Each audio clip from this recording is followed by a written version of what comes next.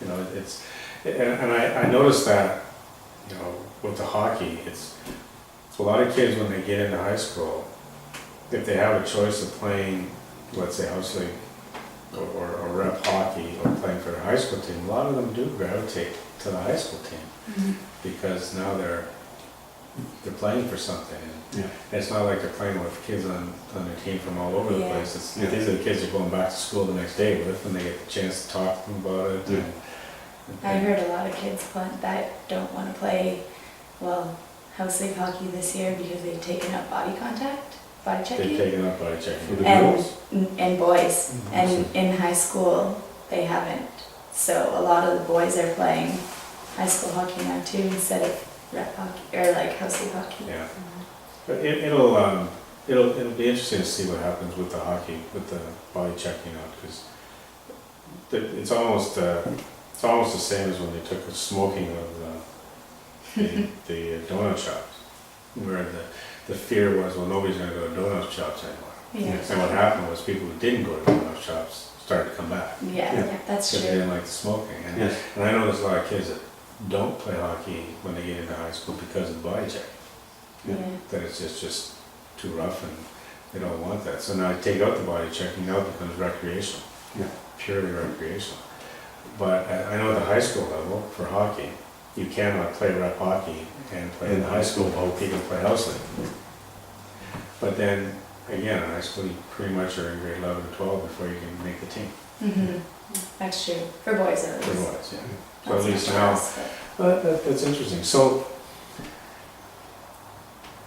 Carrie, you're going to school. Yeah. Where? Cambridge. So you're going to Cambridge. You're staying involved with the Ringette? Yeah. I'm gonna help Will this year with the bunny program. As a coach and... Yeah, and I'm coaching the Bell A team. Okay, that's the Here. city team. That's Yeah, a traveling that's team. the traveling team. And I think I'm gonna try out for the Open A team out of North Bay this year. Because I think I'm gonna do my placement for ultrasound in North Bay, and they have an A team there. And I've played with those girls before, like when I played AAA, so we're having tryouts on September 11th. I think I might go to them. There you go. Awesome. So you'll be able to play over there as well? Yeah. Do a lot of girls do that? Come back and coach a lot of the younger ones? Or do they have time? This year I'm finding, like my generation, they didn't. No. I'm pretty sure, from when I played AAA, I might be the only one left. Her generation. Well, me. Okay, what's the age range of this generation? Well, from when I played AAA, I don't think that there's very many girls left coaching No. or even involved in their associations. Whereas, I see, Ketan, Des, JL, Asha, they're all, getting in with the littler ones, trying to teach them and show them. And These girls are 15 to 18 years of age. They seem to have more desire, I guess, to help with the littler ones. Is it hard to coach? Is it coaching anything? You're under the microscope because you're being evaluated all the time by the parents. Yes. You have to make sure that you remain calm. I know the younger ones are whinier than the older ones, but the older ones have a different dynamic that you have to deal with. You're talking about the players. Yes. Oh yeah. So that's why as a coach, it's very important to keep that open mind and What about the play parents? fair. Well, the parents have to step back a little bit and let the kids have fun. And let Everyone has their opinions, and they all want the best thing for their child, and I understand as a coach, they just... So, see, this is what I found with the hockey, was that there were a lot of good coaches who refused to get involved because they just didn't want to put up with the politics and... it's hard. It's hard because everything that goes with it. we have good coaches in our association, and they stuck out, and they're role models. The girls just love them. They do very well. Carrie's one of them. I had a really hard time my first year coaching, dealing with parents and stuff. When my first year that I started, I was head coach, and I just being so young, it's hard for an adult to see me as someone of authority to their kids kind of thing, even to them, and it's hard, but you stick through it. You have people on the board that will back you up and that kind And we have Gregg that has his first year of novice, and we lost every game but one. And you know what? We had a good group of parents, and the girls were okay with it. And all And the, renewed his contract. yeah, That's right. but all those Yeah. girls, Yeah, all those girls had fun, and they all came back the next year. yeah. So that sort of says something about the game, even though they didn't win, like they still had enough fun, they wanted to participate again, so. Yeah. And that says a lot for the game, really. Yeah, it does. See, one of the interesting things, like I've been on both sides, coaching and parent. My son's refereeing. And even in hockey, I'm talking to people, I say, you know, and I heard from the CEO of Hockey Canada a couple of weeks ago. It's the first time I've ever heard anybody say that we have a responsibility to make sure that everybody enjoys their experience, including players, coaches, parents, Parents, yeah. and fans. And he used the example, he said, you know, about 2/3 of the country was watching, you know, Canada Yes. win the gold medal. Yeah. And they were enjoying that experience. So he says, what happens is, even right from the youngest age level, that quite often we see an awful lot of problems among the parents. But at the same time, the association has a responsibility to make sure that the parents enjoy their experience as much as the players, even though we're there for the players. And I think what happens is sometimes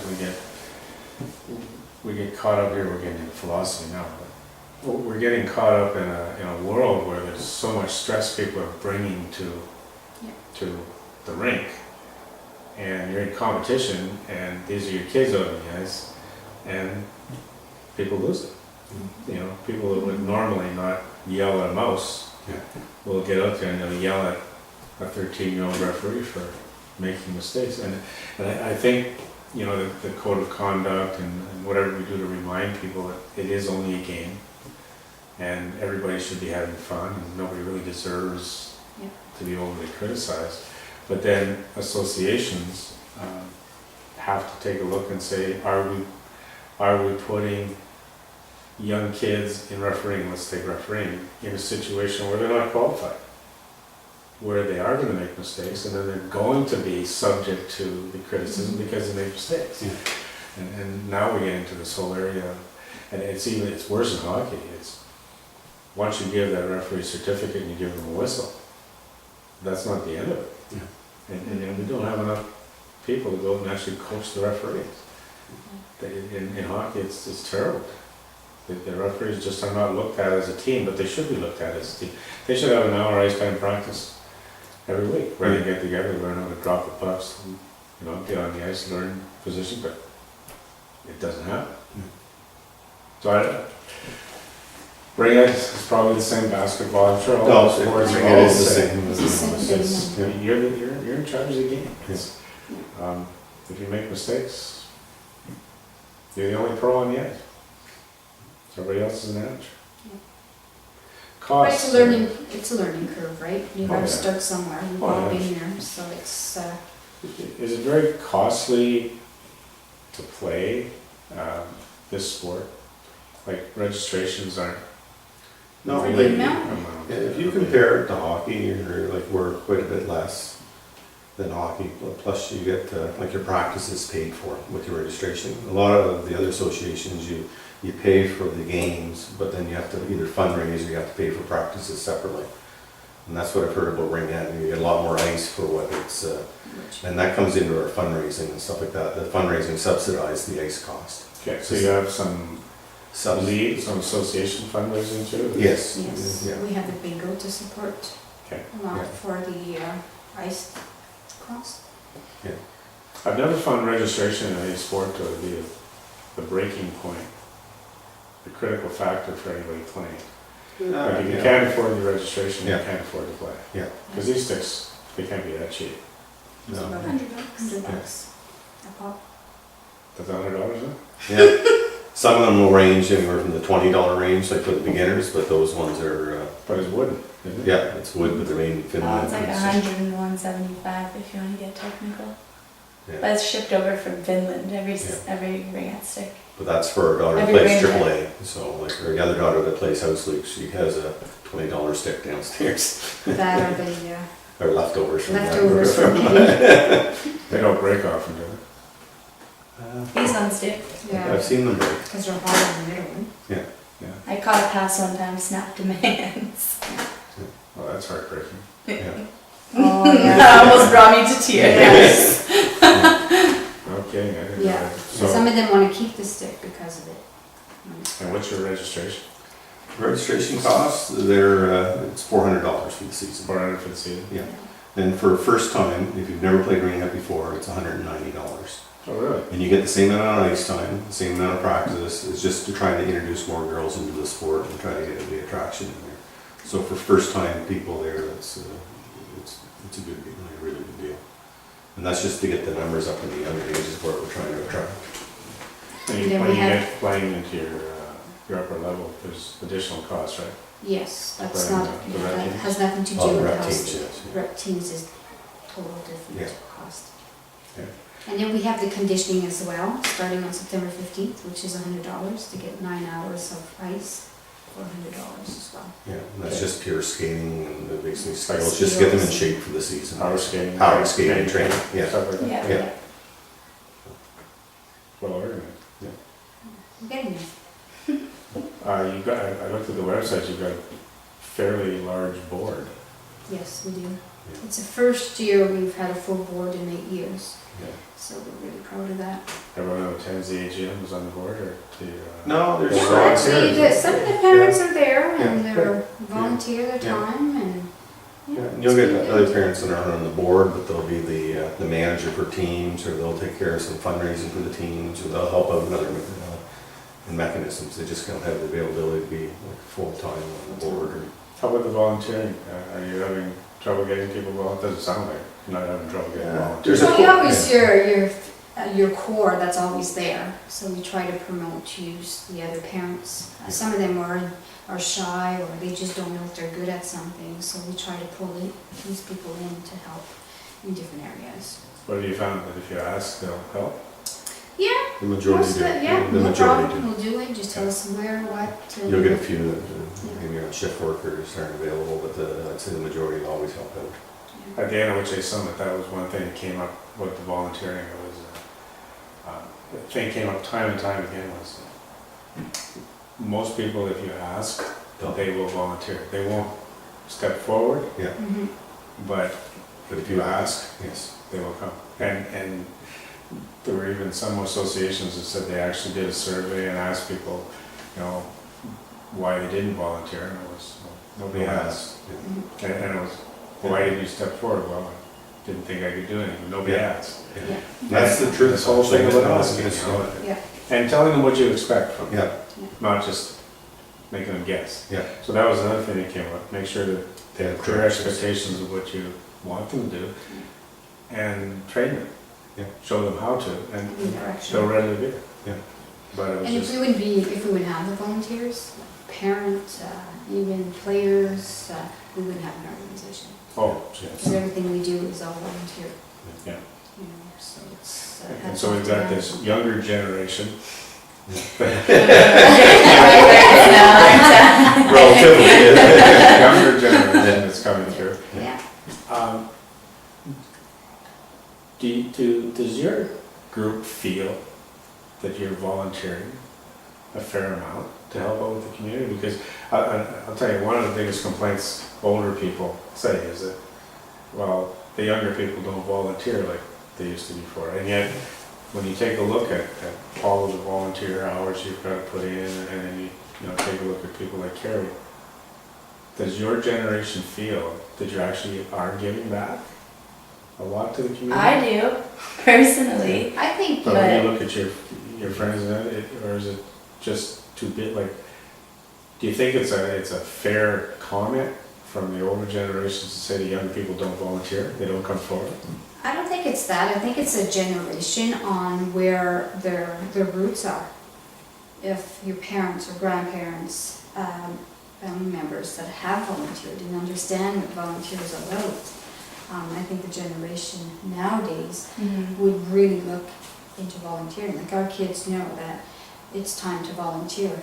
You can't expect to get paid or anything. So that's how we like our kids to understand that volunteering is the best thing for you as a person. Okay. And that's my opinion on that. And just giving back, like the kids that are playing can see Yes. from the association, there are a lot of people who do give back. You do have your own little activities and Mhm. fundraisers. So, because it does seem to me that a lot of the values and principles that all the organizations are involved with now, that this idea of giving something back is becoming right up there with fun and excellence and everything. It's like, okay, when you're done with this, we need you to come back and we need you to help out. Yeah. But the associations won't survive if you don't. So it's just, it has to be a part of it. It's costly enough as it is. No, it Doing is. that one at the table. Yeah, no, you can't. I'm sure with you though, you come back because you know the girls enjoy you and you're Mhm. committed to them and you have that friendship because she's Yeah. done so much. But at some point, you've got a life too. Yeah. I do. I think, and it happened, I mean, with all generations. I mean, you get active while your kids are active, and then sometimes you've got that period of time where you just physically can't spare any more time. How about the coaches now? Do most of them have kids in the system? Most, but if you look at Luke, like his daughter's all out of Ringette. He still volunteers his time back to Ringette. He does the conditioning camps. He She's does just out of Ringette though, isn't she? 2 years. But she's still playing open though, isn't she? Yeah, but not in the association. Not Yeah. anymore? Not in our association, but he Okay. still coaches, and he coaches the younger girls, and Yeah. Carrie has no And he's been children. around since 1963, I think. Oh, something like that. We won't go there, we won't appreciate that. But the He's still got the first ring, doesn't he? yeah, but the majority of the coaches do coach because they have parents within it, or children within the organization. So it's just a matter of making sure the younger generation coming up Yeah.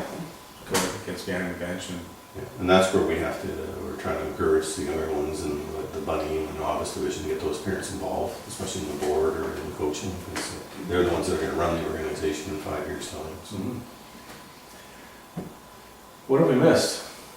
We missed anything you wanted to mention? You do have a website that I'll make sure is on, Yes. it'll be near the video. So I'll make sure people can link to it. Yeah. And even our website is linked to Facebook now. You're on Facebook too? Yeah. So it's connected to our website as well, so. And this will be on YouTube, so you're really into the social media. Yeah. There you go, that's what we want. Yeah.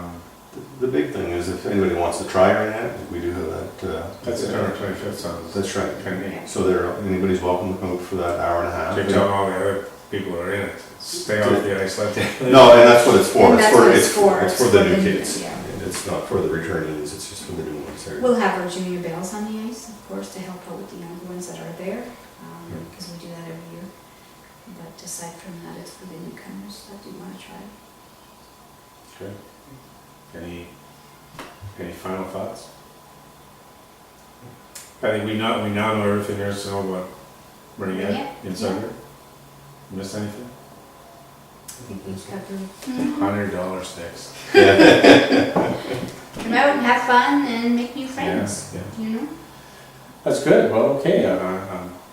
I know that the email addresses of all the board members, I think, are on the website. Yes, they are. The Names. contacts there, the names, the divisions, Everything you the need is on our registrations. website, yeah. Everything you need is on the website, registration, conditioning, flyers on what's happening with Come Try Ringette. Everything's there, so it's very, everything's due on our website now, so it's exciting that everything's there for everybody. And even this video will probably be linked from your website, so it'll be like, Yep. look beside the link and you'll be able to find everything. Yeah, that's great. So, okay. All Thank right. you. Well, It's thanks. been interesting. Bringing it And, along. and again, hopefully we'll be able to get together maybe during the season, Yes. talk about, updates. And I'm really anxious to see what the feedback is on this code of conduct, because other associations have done it. Yeah. And generally, I don't think you'll find anyone who'll say that they don't want to sign the code of conduct, because everybody starts out wanting to do Wanting the to right play thing. and being on the ice, and yes. Everybody, Yeah. and I have yet to meet any individual or team that has said before they went out into a competition that they were deliberately looking at portraying negative No, values. no one's. It happens. Yeah, it just, So this is a reminder. Reminder, yeah, It's, she's put in place, Yeah, it's a good thing to do. for sure. Well, thanks again. Thank you very much. It's been Yes. enjoyable. okay, thank you. Good luck with the season. Thanks.